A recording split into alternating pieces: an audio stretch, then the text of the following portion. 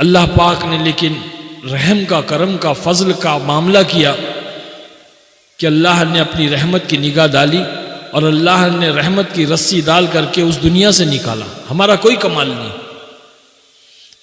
एक जमात आई, उस जमात को पता चला कि भाई इस मोहल्ले के अंदर, इस इलाके के अंदर एक मुसलमान रहता है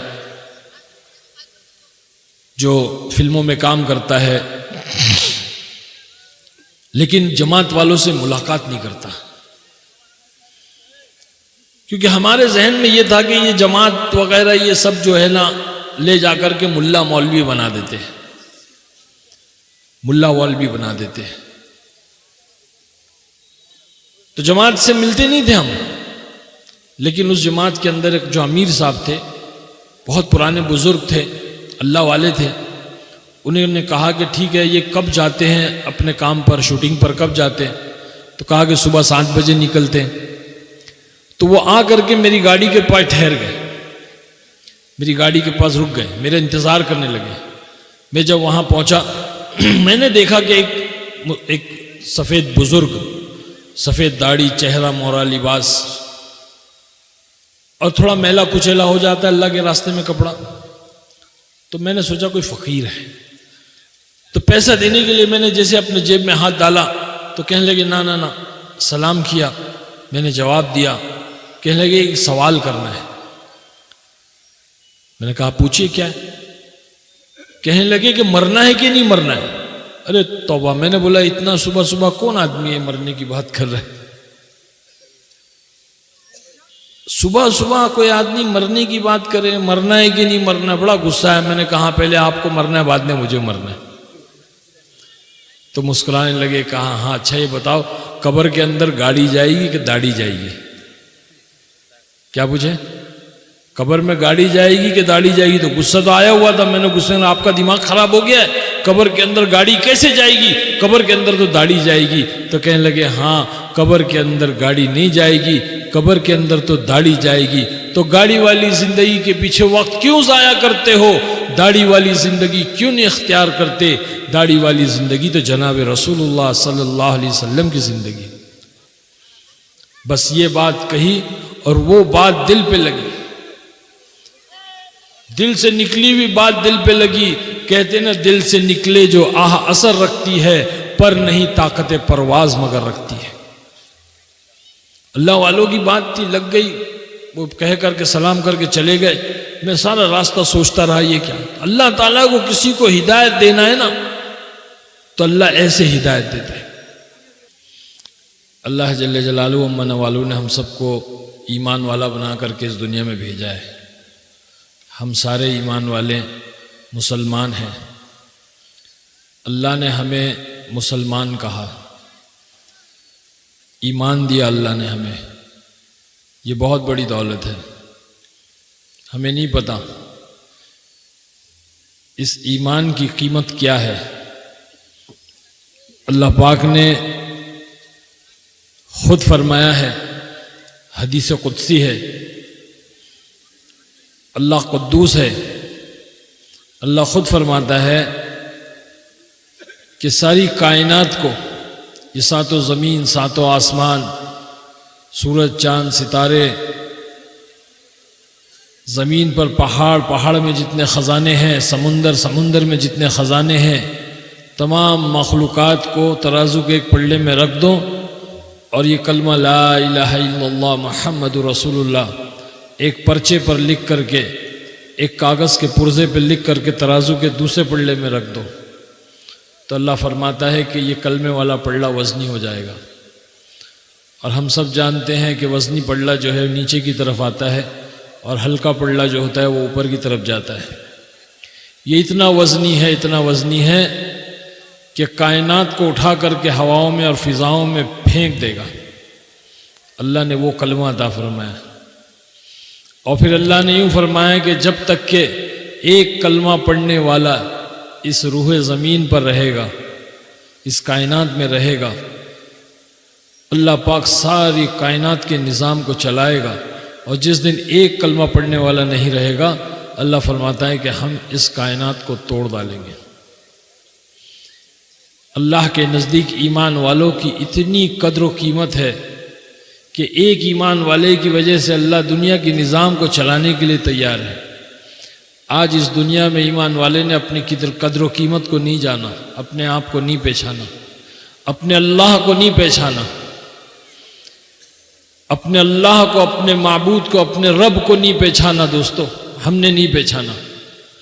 आज हम उस अल्लाह को छोड़ करके, उसके हुए भेजे हुए रसूल सल्लल्लाहु अलैहि वसल्लम को छोड़ करके हम अपनी मनमर्जी की ज़िंदगी गुजार रहे हैं। हम रब चाही ज़िंदगी नहीं गुजार रहे, हम मन चाही ज़िंदगी गुजार रहे हैं। यही वजह है कि आज सारे आलम के अंदर मुसलमान परेशान हैं, ईमान वाले परेशान हैं। जिस ईमान वाले की वजह से अल्लाह पाक पूरी दुनिया के निज़ाम को चला रहा है, वो इतना कीमती ईमान वाला है जिसकी वजह से आसमानों में जो है सूरज निकल रहा है, चांद निकल रहा है, सितारे चमक रहे हैं, आसमानों से बारिश बरस रही है और अल्लाह पाक ज़मीन से गल्ले उगा रहा है। कितना बड़ा निज़ाम है ये, कायनात का निज़ाम इतना बड़ा है। हम कभी बैठ करके सोचें, वो एक ईमान वाले की वजह से, ईमान वालों की वजह से अल्लाह सारी कायनात के सारी मखलूक को अल्लाह खिला रहा है, पिला रहा है। और आज दुनिया के अंदर ये ईमान वाला परेशान है, जलील हो रहा है, रुस्वा हो रहा है। हाँ मेरे भाई बुजुर्ग दोस्तों, उसकी वजह यह है कि हमने अल्लाह को छोड़ दिया, अल्लाह के हुक्मों को हम तोड़ रहे हैं, नबी के तरीके को हम छोड़ रहे हैं। हाँ, दो चीज़ें हैं, अल्लाह का हुक्म और नबी का तरीका। अल्लाह के हुक्मों को हज़रत मोहम्मद सल्लल्लाहु अलैहि वसल्लम के तरीके से पूरा करने का नाम दीन है। और दीन जिसकी ज़िंदगी में होगा, अल्लाह कहते हैं कि हम उसको दुनिया में भी कामयाब करेंगे, आखिरत में भी कामयाब करेंगे। दुनिया में भी इज्जत, अल्लाह हर एक चीज़ अल्लाह कामयाबी की अता फरमाएंगे। और आखिरत जो हमेशा हमेश की है, अल्लाह पाक वहाँ हमेशा हमेश के लिए कामयाब कर देंगे। दीन, अल्लाह ने दीन हमें कामयाब होने के लिए दिया है। और आज ये दीन हमारी जिंदगियों में नहीं है। जिंदगियों में क्या है, बल्कि हमारी जिंदगियों से धक्के खा रहा है। हज़रत मोहम्मद सल्लल्लाहु अलैहि वसल्लम का लाया हुआ दीन हमारी जिंदगियों से धक्के खा रहा है।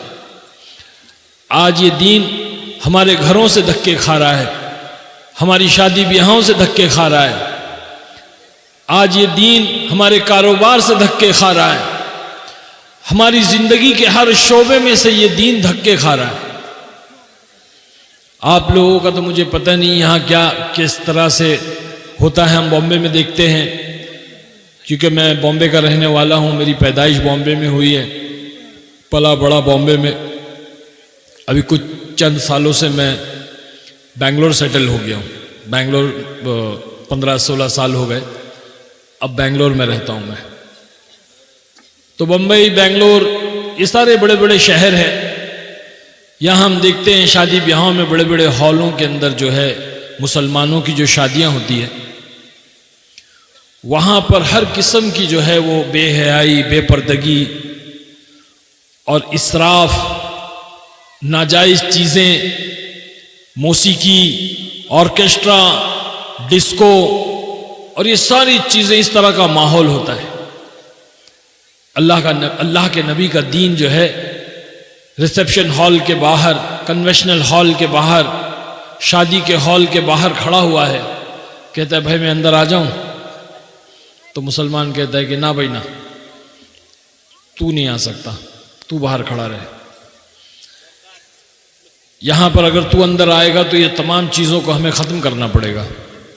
ये बेहयाई, बेपर्दगी, ये नंगा नाच, ये ऑर्केस्ट्रा, ये मौसीकी, ये वीडियो शूटिंग और ये तमाम चीज़ें जिसको अल्लाह और उसके रसूल ने मना किया है, उसको रोकना पड़ेगा, उसको बंद करना पड़ेगा। इसलिए तू बाहर खड़ा रहे। आज हमारी शादी में बड़े बड़े लोग आए हुए हैं, मालदार लोग हैं, सेलिब्रिटीज़ हैं, पॉलिटिशियंस हैं, सबको खुश करना है, सबको खुश करना है। रिश्तेदारों को खुश करना है, दोस्तों को खुश करना है, तमाम मेहमानों को खुश करना है, चाहे अल्लाह नाराज हो जाए, हमें कोई परवाह नहीं। ये कौन कह रहा है? ये मुसलमान अपने अमाल से कह रहा है, अपनी हरकत से कह रहा है, अपने अमल से ये बतला रहा है कि सब खुश होना चाहिए, एक एक मेहमान खुश होकर के जाना चाहिए, चाहे अल्लाह और उसके रसूल नाराज हो जाए। तो दीन जो है शादी ब्याहों से धक्के खा रहा है। दीन कारोबार के बाहर खड़ा हुआ है, दुकान के बाहर खड़ा हुआ है, फैक्ट्री के बाहर खड़ा हुआ है। दीन कह रहा है अंदर आ जाऊं, मुसलमान कहता है ना भाई ना, तू अंदर मत आना, तू अंदर आएगा तो सच बोलना पड़ेगा, और सच बोलेंगे तो कारोबार कहां से होगा। तू अंदर आएगा तो सही तोलना पड़ेगा, सही नापना पड़ेगा, सही तोलेंगे और सही नापेंगे तो मुनाफा कहां से होगा। तू अंदर आएगा तो तमाम इंटरेस्ट खत्म हो जाएगा। आज बैंक को हम में इंटरेस्ट है, हमको बैंक में इंटरेस्ट है, ये तमाम इंटरेस्ट खत्म हो जाएगा, ये तमाम ताल्लुक खत्म हो जाएगा, इसलिए तू बाहर खड़ा रहे। तो अल्लाह के नबी सल्लल्लाहु अलैहि वसल्लम का लाया हुआ दीन कारोबार के बाहर धक्के खा रहा है। इसी तरह से जिंदगी के हर शोबे में घरों के बाहर खड़ा हुआ, अंदर आ जाऊं, नहीं भाई, अंदर आएगा तो तमाम जो है मनचाही को छोड़ना पड़ेगा, सही वक्त पर उठना पड़ेगा, फजर में उठना पड़ेगा, सुबह सुबह, हाँ, सही वक्त पे सोना पड़ेगा, तमाम घर के अंदर शरीयत का हिसाब रखना पड़ेगा, हर एक चीज का पर्दे का एहतमाम करना पड़ेगा, काले पीले डब्बे सब निकालने होंगे, मनचाही को छोड़ना होगा, इसलिए भाई तू बाहर खड़ा रहे। तो दोस्तों बुजुर्गों, कहने का मतलब यह है कि आज अल्लाह का दीन, अल्लाह के रसूल सल्लल्लाहु अलैहि वसल्लम का लाया हुआ दीन हमारी जिंदगियों से धक्के खा रहा है। तो आज मुसलमान दुनिया में धक्के नहीं खाएगा, आज हम धक्के नहीं खाएंगे, आज हम परेशान नहीं होंगे, आज हमें इज्जत मिलेगी, आज हमें वो मकाम मिलेगा जो मकाम अल्लाह ने दिया है, वो मकाम हमने अपने अमाल की वजह से खो दिया है। हाँ, जब तक हमारी जिंदगी में दीन नहीं आएगा, हम उस मकाम पे, उस रुतबे पे, उस सुरखरूही पर नहीं पहुंच सकते। आज हमारा हाल एक फुटबॉल का हो गया है। फुटबॉल, फुटबॉल जानते हैं आप लोग? अरे बोलो ना, खेला भी होगा आप लोग ने। हाँ, फुटबॉल को हर कोई लात मारता है, नहीं मारता है? हाँ, 11 खिलाड़ी यहां से, 11 खिलाड़ी यहां से, हर कोई, हर मुल्क, हर कंट्री वाला उस फुटबॉल को लात मारता है। यहां तक कि छोटे छोटे बच्चे जब मैदानों में खेलते हैं ना, वो भी लात मारते हैं, और वो बॉल उड़ करके जो है रास्ते पर आ जाए, और कोई बूढ़े मियाँ जा रहे हैं, तो बच्चे, ओ चचा जरा फुटबॉल दे दो ना, तो वो 80 साल के बूढ़े हैं, वो भी लात मारते, टॉक, हाथ से उठाकर नहीं देते, हर कोई लात मारता है। आप उस फुटबॉल को उठाओ और उससे पूछो कि भाई तेरा क्या गुनाह है, तेरी क्या खता है, तूने ऐसा क्या कर दिया कि हर कोई तुझे लात मारता है,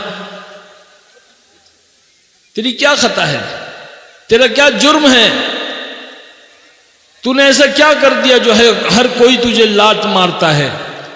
अल्लाह पाक अगर उस फुटबॉल को गोयाई दे दे, जुबान दे दे, स्पीकिंग पावर दे दे, कहने की ताकत दे दे, तो फुटबॉल कहेगा मेरा सिर्फ इतना गुनाह है, मेरा सिर्फ इतना जुर्म है, मेरी सिर्फ इतनी खता है कि मैं अंदर से खाली हूं।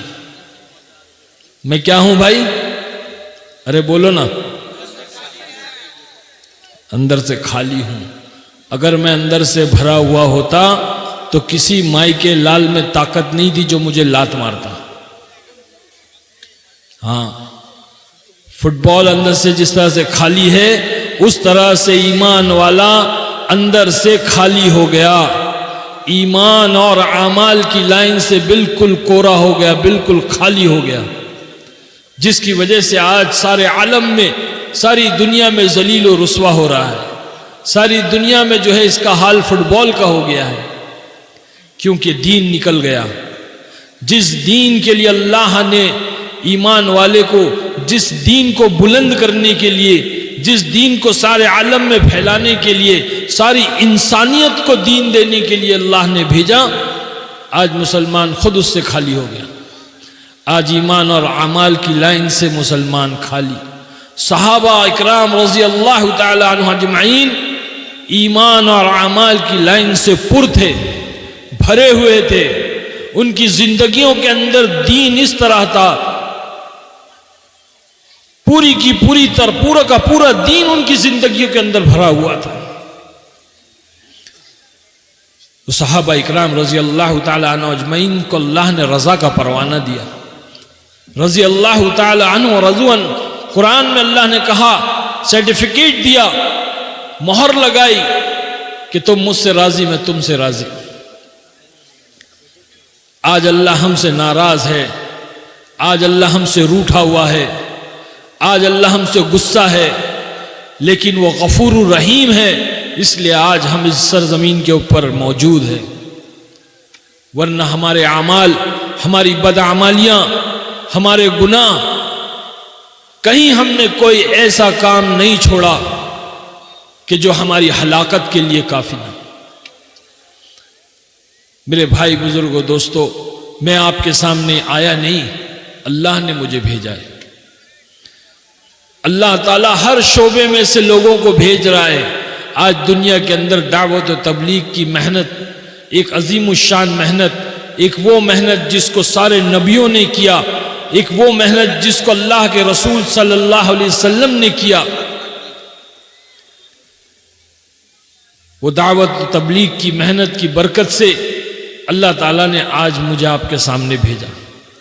मुझे ही नहीं बल्कि बड़े बड़े बादशाह आ रहे हैं, मुल्कों के बादशाह, शहजादे, बड़े बड़े डॉक्टर, इंजीनियर, बड़े बड़े ताजिर, हर लाइन, हर शोबे से लोग आ रहे हैं और आकर एक ही बात कह रहे हैं कि भाई मेरी कामयाबी भी अल्लाह ने दीन में रखी है और तेरी कामयाबी भी अल्लाह ने दीन रखी है, दीन में रखी है। तू भी दीन सीख ले, मैं भी दीन सीख लूं, हम सब मिलकर कर दीन सीखे और दीन पर अमल करे, अल्लाह हमसे राजी हो जाएगा। हमारी जिंदगी क्या थी? हमारी जिंदगी गुनाहों में मुब्तला थी, बदकारियों में, और ना जाने कैसे कैसे गुनाह, कहना भी नहीं अच्छा लगता है। ऐसी जिंदगी से अल्लाह ने निकाल करके भेजा। अल्लाह ने दीन की समझ अता फरमाई, अल्लाह ने दीन पर चलने की तौफीक दी, दीन की मेहनत की तौफीक दी। आप लोगों के सामने अल्लाह ने पेश किया, क्योंकि कल क़यामत में ये कोई नहीं कह सकेगा, कोई ये नहीं कह सकेगा कि मुझे कोई समझाने वाला नहीं आया था, मुझे कोई बतलाने वाला नहीं आया था। अल्लाह ने आज इस दुनिया के अंदर हुज्जत कायम कर दी। हर किसी को अल्लाह के बंदे आ करके अपना जान, अपना माल लगा करके आ रहे हैं और दीन समझा रहे हैं। आज हम यहां जो जमा हुए हैं, ये किस लिए जमा हुए हैं? ये कुरान का सीखना सिखाना, कुरान मुकम्मल दीन है। इन बच्चों ने इस कुरान को अपने सीनों के अंदर उतारा है, ये बहुत बड़ी दौलत है। जैसे मौलाना ने भी बतलाया कि कल क़यामत के अंदर ये कुरान हुज्जत बन करके सामने आएगा, ये कुरान हिफाजत बन करके सामने आएगा, ये हमारी तरफ से वकालत करेगा, अल्लाह से झगड़ेगा। हाँ, कब्र में भी झगड़ेगा, मैदान महशर में भी झगड़ेगा, उस वक्त तक के अल्लाह से झगड़ेगा जब तक कि जो है हाफिज कुरान को जन्नत में ना पहुंचा दे। ये कुरान को सीखना भी है, सीख कर समझना भी है और समझ कर अमल करना भी है। मेरे भाई बुजुर्ग दोस्तों, एक वाक़या याद आया। एक बहुत बड़ा गुनहगार आदमी था, बहुत गुनाह किए थे उसने, बहुत गुनाह किए थे, बेइंतहा इंतहा कर दी थी गुनाह की। उसका इंतकाल हो गया। अल्लाह की बारगाह में पेशगी हुई। अल्लाह ने फरिश्तों को हुक्म दिया कि जाओ इसको ले जाओ, इसके ऊपर अजाब शुरू कर दो। फरिश्ते उसको ले गए, अजाब शुरू हो गया। कुछ वक्त गुजरा, 3 साल 4 साल। अल्लाह ने फरिश्तों को बुलाया, कहा कि उसका अजाब रोक दो। फरिश्ते अर्ज करने लगे, बारी ताला इसके नामा आमाल के अंदर तो अभी बहुत गुनाह बाकी है, बहुत आजाब बाकी है, आपने इसे क्यों रोक दिया? अल्लाह जल्ले जलालुहु व मनवालुहु ने फरमाया कि इस शख्स के घर में एक बेटा पैदा हुआ था और उसने उस वक्त ये नीयत की थी कि मैं अपने बच्चे को हाफिज कुरान बनाऊंगा। क्या नीयत की थी भाई? हाफिज कुरान बनाने की नीयत की किसने? उस गुनहगार ने जो शराबी था, जुआरी था, जानी था, बदकार था, अल्लाह का बागी था। उसने नीयत की थी, सिर्फ नीयत, कि मैं अपने इस बच्चे को हाफिज कुरान बनाऊंगा। और मौत मुकद्दर थी, मौत आ गई, उसका इंतकाल हो गया। इंतकाल हो गया, अजाब शुरू हो गया। अब यहां पर यह बच्चा बड़ा होने लगा, 3 साल 4 साल का हुआ, मकतब में गया और मकतब में जाकर के उस बच्चे ने कहा पहली बार बिस्मिल्लाहिर्रहमानिर्रहीम। अल्लाह फरमाता है कि इसका बच्चा मुझे रहमान और रहीम कहे और मैं इसको आजाब दूं, ये मेरी शान के खिलाफ है, ये मेरी शान के खिलाफ है। इतना गफूर रहीम अल्लाह है। सिर्फ नीयत करने पर अल्लाह ने उस गुनहगार की मग़फ़िरत कर दी। मेरे भाई बुजुर्गों, दोस्तों, ये मामूली अमल नहीं है। कुरान का सीखना ये मुकम्मल दीन है। मुकम्मल दीन के ऊपर अल्लाह ने अपनी मदद और नुसरत का वादा रखा। आज हम में से बहुत सारे लोग हैं जो दीनदार हैं माशाअल्लाह, जो 5 वक्त की नमाज पढ़ते हैं, रमज़ानुल मुबारक के रोज़े रखते हैं, माल है तो ज़कात देते हैं, हज करते हैं, उम्रा करते हैं। लेकिन मेरे भाई बुजुर्गों, दोस्तों, हम अगर गौर से देखें तो ये तमाम अमाल जो हम करते हैं ये इबादत की लाइन का दीन है, इबादत की लाइन का दीन है। ये अभी दीन के 5 शोबे और 4 शोबे और बाकी है। हाँ, ईमानियात की लाइन का दीन सबसे पहला है, जिसकी हमें खबर भी नहीं। ईमान का कलमा भी बहुत सारे मुसलमान ऐसे हैं जिनको कलमा भी नहीं आता, क्योंकि हम अल्लाह के रास्ते में चलते रहते हैं। जब हल्के लगते हैं, कलमा सुनते हैं, तो उनको कलमा के अल्फाज भी उर्फ भी नहीं पते। ईमानियात की लाइन का दीन है, इबादत की लाइन का दीन है, मामलात की लाइन का दीन है, माशरत की लाइन का दीन है और अखलाक की लाइन का दीन है। ये 5 शोबे हैं दीन के, जिसमें से हम जो करते हैं उसमें इबादत की लाइन का थोड़ा सा दीन पर अमल करते हैं। ये बाकी शोबों को सीखना है। दीन सीखने के लिए कुर्बानी देनी होगी, अल्लाह की राह में निकलना होगा। अल्लाह की राह में निकलकर सबसे पहले अपने ईमान को बनाना होगा। ईमान वो ताकत है, अल्लाह ताला जैसे अल्लाह की ज़ात वराउल वरा है, अल्लाह कितना बड़ा है उसकी कोई इंतहा नहीं, कोई तसव्वुर नहीं कर सकता। ये कायनात अल्लाह की निगाह में एक मच्छर के पर के बराबर है। ईमान जैसे अल्लाह की ज़ात है वैसे ईमान है।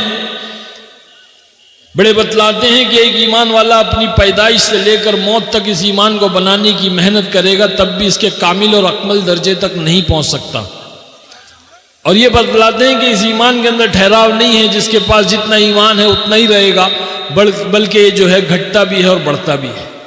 मेहनत होती तो बढ़ता है और मेहनत छूटती है तो घटता है। बढ़ता हुआ ईमान रहमान के करीब करता है और घटता हुआ ईमान शैतान के करीब करता है। हम पहले फिल्मी दुनिया में थे, आप हजरात को पता होगा, बहुत सारी फिल्में आपने देखी भी होगी। 14-15 फिल्मों में काम किया मैंने, टीवी सीरियल्स में काम किए हैं। 90s के दौर में मैंने जो है 8-10 साल जो है इस फिल्मी दुनिया के अंदर मैं रहा। तो वो माहौल और वो बुराई का माहौल, बेदीनी का माहौल, अल्लाह की नाराज़गी वाला माहौल, वहाँ तो ईमान का कोई तस्करा भी नहीं था। हमको तो पता भी नहीं था कि ईमान किस चिड़िया का नाम है, ईमान का कलीमा क्या है। अल्लाह पाक ने लेकिन रहम का, करम का, फजल का मामला किया कि अल्लाह ने अपनी रहमत की निगाह डाली और अल्लाह ने रहमत की रस्सी डाल करके उस दुनिया से निकाला। हमारा कोई कमाल नहीं। एक जमात आई, उस जमात को पता चला कि भाई इस मोहल्ले के अंदर, इस इलाके के अंदर एक मुसलमान रहता है जो फिल्मों में काम करता है, लेकिन जमात वालों से मुलाकात नहीं करता। क्योंकि हमारे जहन में ये था कि ये जमात वगैरह ये सब जो है ना, ले जाकर के मुल्ला मौलवी बना देते हैं, मुल्ला मौलवी बना देते हैं। तो जमात से मिलते नहीं थे हम। लेकिन उस जमात के अंदर एक जो अमीर साहब थे, बहुत पुराने बुजुर्ग थे, अल्लाह वाले थे, उन्होंने कहा कि ठीक है, ये कब जाते हैं अपने काम पर, शूटिंग पर कब जाते हैं? तो कहा कि सुबह 7 बजे निकलते हैं। तो वो आ करके मेरी गाड़ी के पास ठहर गए, मेरी गाड़ी के पास रुक गए, मेरा इंतज़ार करने लगे। मैं जब वहाँ पहुँचा मैंने देखा कि एक सफ़ेद बुजुर्ग, सफ़ेद दाढ़ी, चेहरा मोहरा लिबास, और थोड़ा मैला कुचैला हो जाता है अल्लाह के रास्ते में कपड़ा। तो मैंने सोचा कोई फ़कीर है। तो पैसा देने के लिए मैंने जैसे अपने जेब में हाथ डाला तो कहने लगे ना ना ना, सलाम किया, मैंने जवाब दिया। कहने लगे एक सवाल करना है। मैंने कहा पूछिए क्या है? कहने लगे कि मरना है कि नहीं मरना है? अरे तौबा, मैंने बोला इतना सुबह सुबह कौन आदमी है मरने की बात कर रहा है? सुबह सुबह कोई आदमी मरने की बात करे, मरना है कि नहीं मरना? बड़ा गुस्सा है। मैंने कहा पहले आपको मरना है, बाद में मुझे मरना है। तो मुस्कुराने लगे, कहा हाँ अच्छा ये बताओ, कब्र के अंदर गाड़ी जाएगी कि दाढ़ी जाएगी? क्या पूछे? कब्र में गाड़ी जाएगी कि दाढ़ी जाएगी? तो गुस्सा तो आया हुआ था। मैंने गुस्से में, आपका दिमाग खराब हो गया है, कब्र के अंदर गाड़ी कैसे जाएगी? कब्र के अंदर तो दाढ़ी जाएगी। तो कहने लगे हाँ, कब्र के अंदर गाड़ी नहीं जाएगी, कब्र के अंदर तो दाढ़ी जाएगी। तो गाड़ी वाली जिंदगी के पीछे वक्त क्यों जाया करते हो? दाढ़ी वाली जिंदगी क्यों नहीं इख्तियार करते? दाढ़ी वाली जिंदगी तो जनाब रसूलुल्लाह सल्लल्लाहु अलैहि वसल्लम की जिंदगी। बस ये बात कही और वो बात दिल पे लगी, दिल से निकली हुई बात दिल पे लगी। कहते ना, दिल से निकले जो आह असर रखती है, पर नहीं ताकत परवाज मगर रखती है। अल्लाह वालों की बात थी, लग गई। वो कह करके सलाम करके चले गए। मैं सारा रास्ता सोचता रहा ये क्या? अल्लाह ताला को किसी को हिदायत देना है ना, तो अल्लाह ऐसे हिदायत देता है। हाँ, एक बहुत बड़े अल्लाह वाले गुजरे, इब्राहिम बिन अदहम।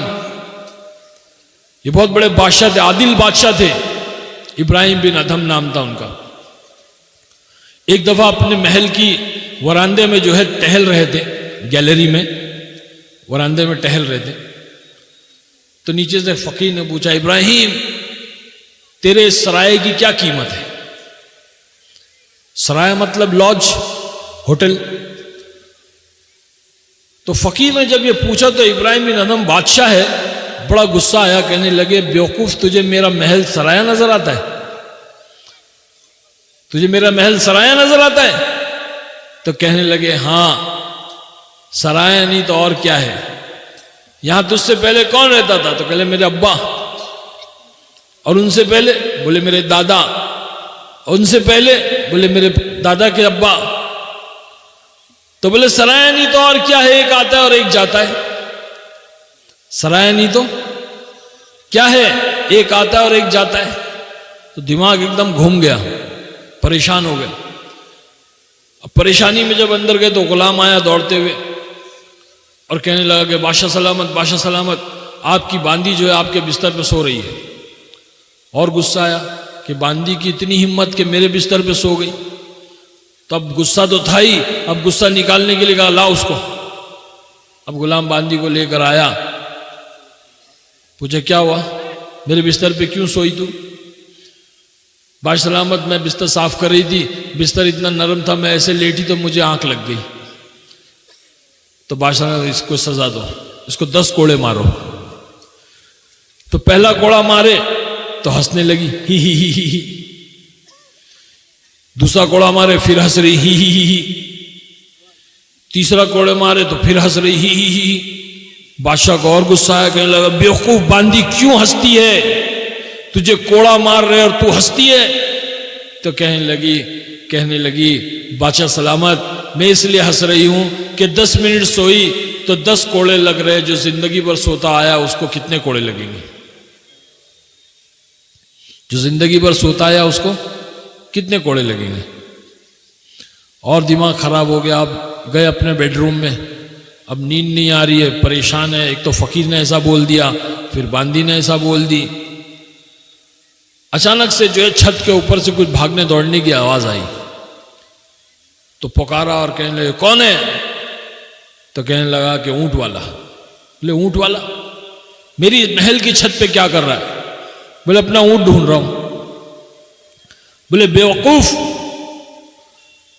तेरा ऊंट मेरी छत पे क्यों ढूंढ रहा है? मेरा ऊंट गुम गया तो मैं आपकी छत पे ढूंढ रहा हूं। तो बोले बेवकूफ, तेरा ऊंट मेरी छत पे नहीं मिलेगा, जाके जंगल में बियाबान में सहरा में ढूंढ, वहां मिलेगा तेरा ऊंट। तो कहने लगा जिस तरह से मेरा ऊंट आपकी महल की छत पे नहीं मिलेगा ना, उसी तरह से अल्लाह भी महल में नहीं मिलेगा। बात समझ में आ गई कि अल्लाह की तरफ से इशारा है।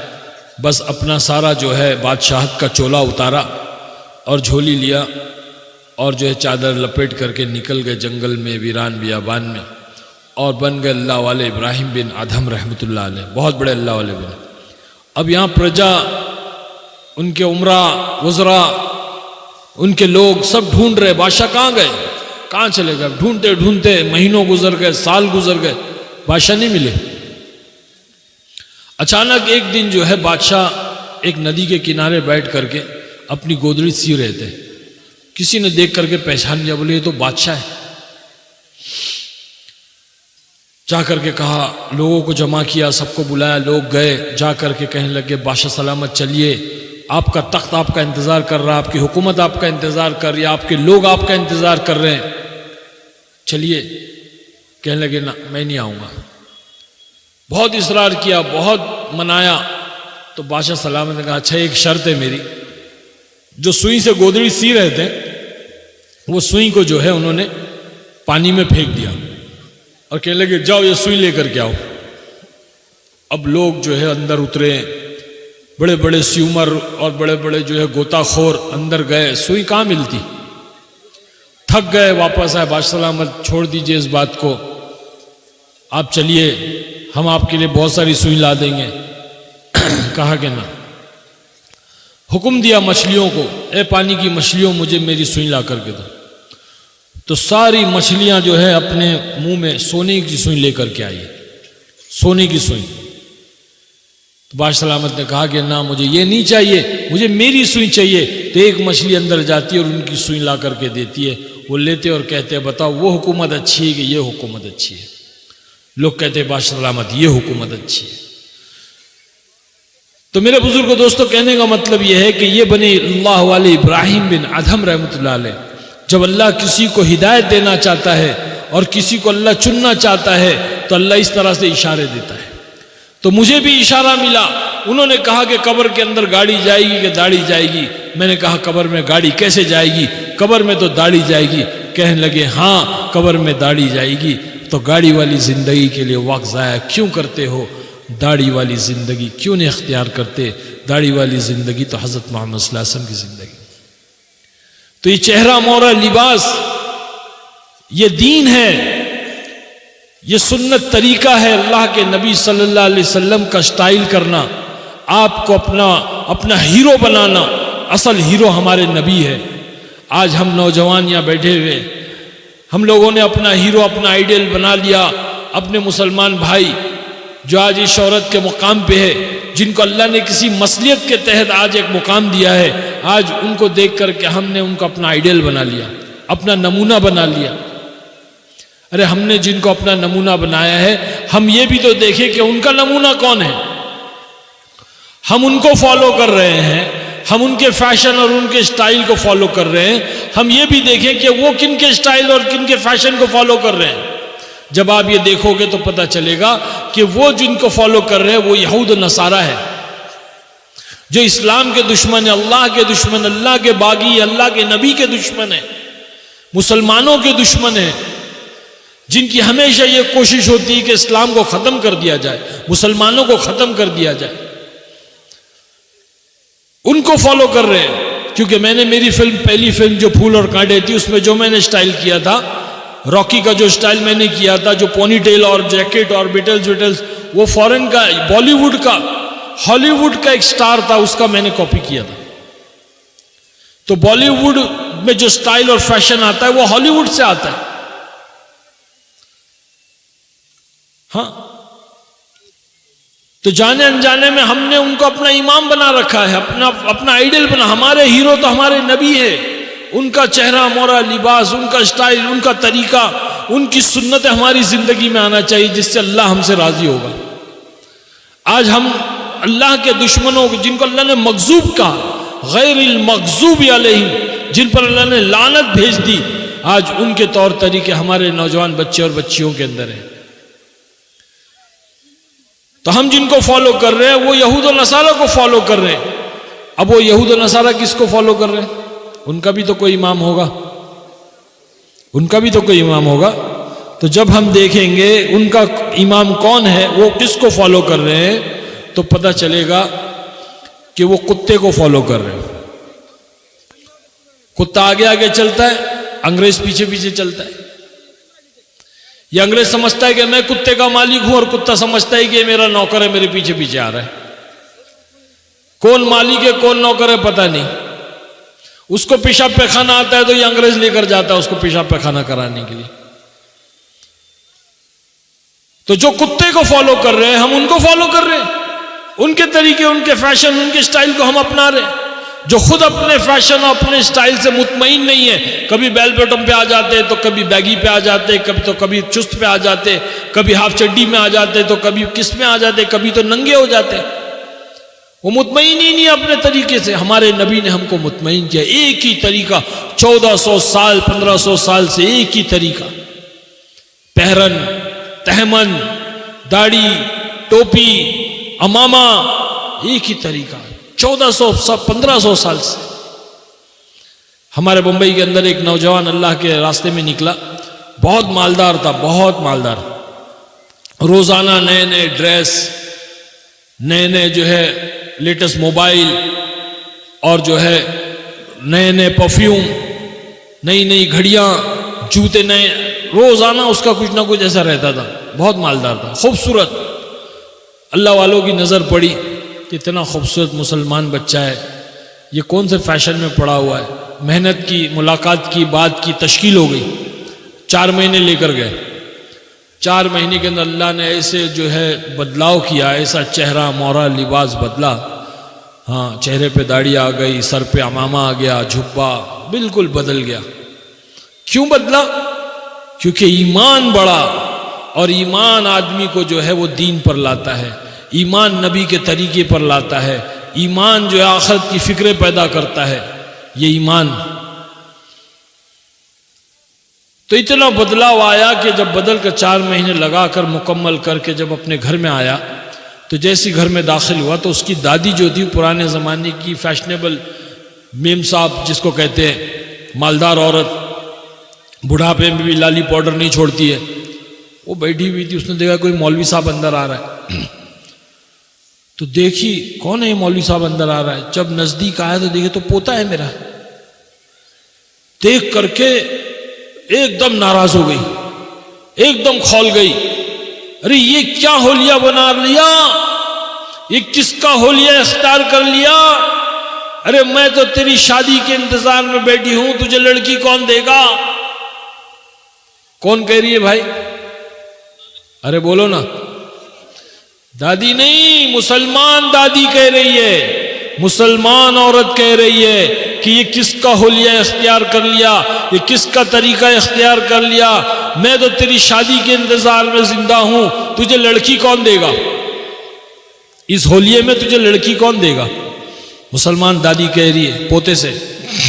अल्लाह पाक ने उस पोते के दिलो दिमाग में अजीब बात डाली। कहने लगा, दादी माँ जिनका हुलिया मैंने अख्तियार किया है ना, अल्लाह ने उनको 11 बीवियां दिया था, तो क्या मुझे एक नहीं देगा? क्या बोला?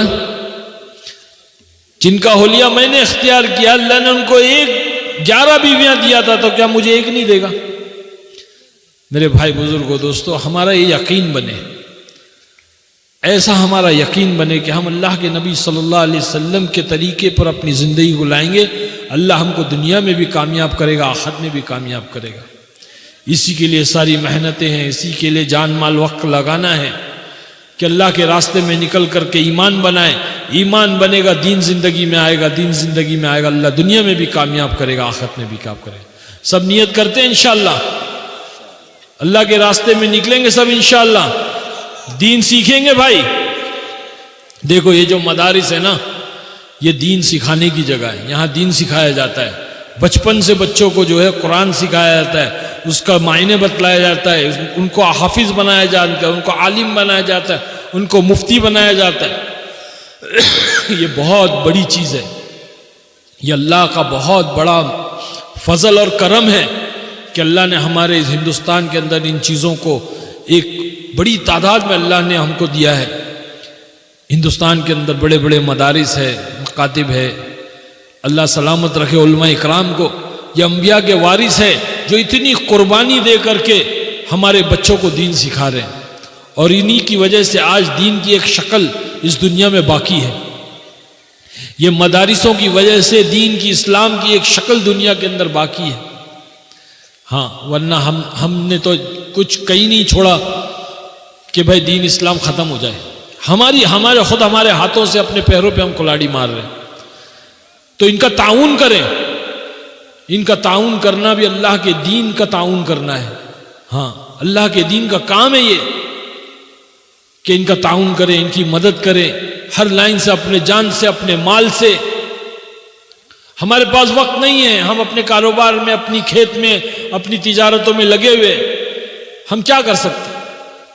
कम से कम अपना माल लगाएं ताकि इस माल से बच्चे खाएं पिए, इनकी सहूलतें, इनकी ज़रूरतें पूरी हो और इनको आसानियां हो।